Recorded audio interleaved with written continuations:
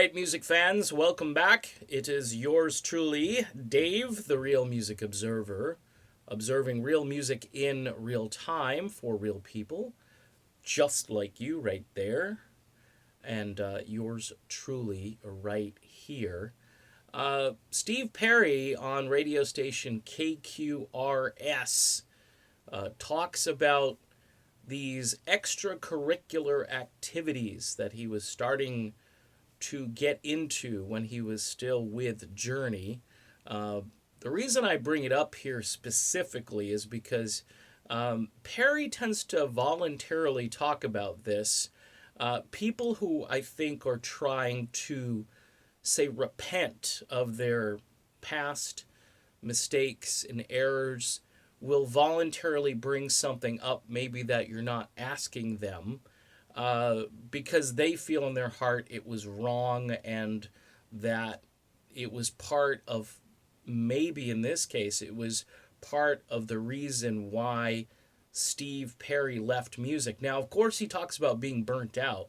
He talks about how an athlete sometimes will use a performance enhancing substance to give them an edge, and Perry, I think, is alluding to the fact that during those days, the band, may have initially just been partying and having a good time, but I think it then evolved into something else.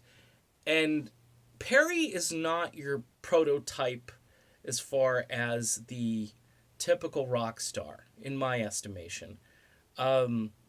I think he's a guy who is a deep thinker.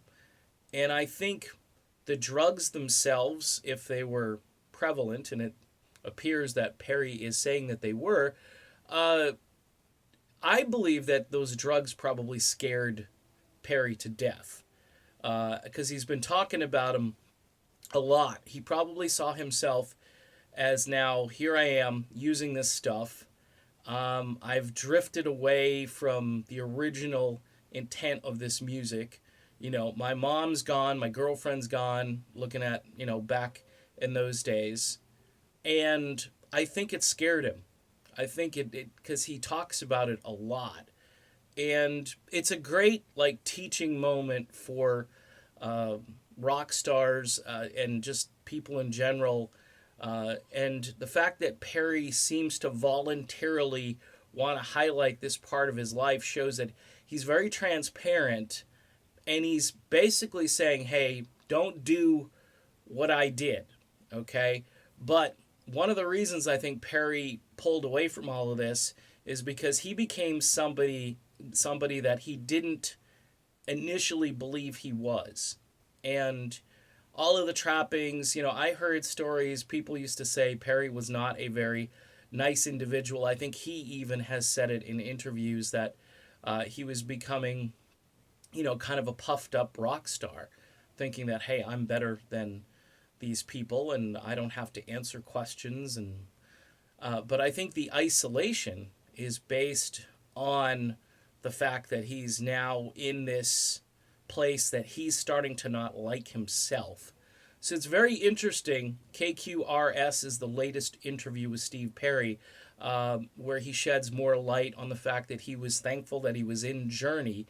But Steve Perry is kind of a complex dude. I think, though, the fact that he keeps bringing this up is basically saying, look, okay, this is where I was at. It was not a good place. I'd go back and do all these things again as far as create the music and be part of this incredible music scene. But, looking back, I guess the racehorse analogy in one book that recently came out, even though I think it's, kind of cruel to compare Steve Perry to a racehorse, but they really beat the horse to the point where the horse was almost not responding and not functional. So Perry probably saved his life by quitting music. That's what I think.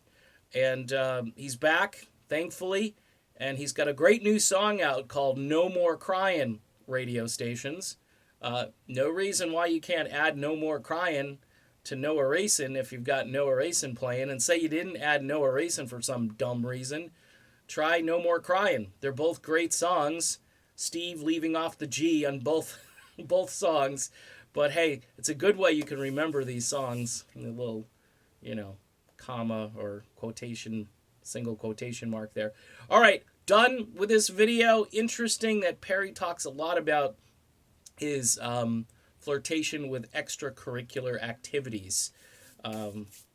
Just shows you that he's down to earth. See you soon.